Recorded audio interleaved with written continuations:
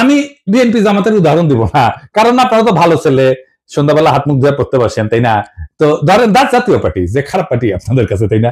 সে তো 7% ভোট পায়, তাই না? বাংলাদেশে মানে সে 21টা সিট পাবে, পাবে কিনা? 21টা না পেলে 15টা পাবে, 15টা না পেলে 10টা পাবে, 10টা না পেলে 5টা তো পাবে নাকি?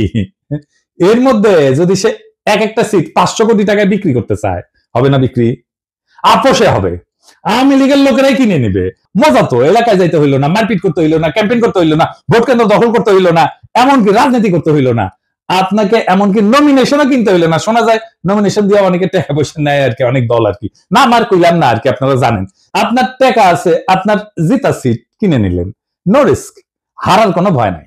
ধরেন দল এলাকা ভাগ করে দিল, বললো যে এখন যে সিট আছে ওইভাবে ভাগ করলো, এই সেই সিট অনুসারে এই যে ধরেন বগুড়া 1 আসনে যতগুলো কেন্দ্র আছে, এইখানে যদি বিএনপি জিতে, এইখানে বিএনপি কইলো যে কাউকে কোনো ক্যান্ডিডেট কে কইলো এই বগুড়া 1-এর এই কেন্দ্রগুলোর সিটে যদি বিএনপি জিতে, তাহলে তোমার এমপি বানাবো ওই সিটে, তুই ক্যান্ডিডেট খরচা করবে না জেতার জন্য, পারবেন টাকার খেলা কমাইতে, বরং বাড়াই দিবেন টাকার খেলা, আরো কেন্দ্রীভূত কইরা দিবেন।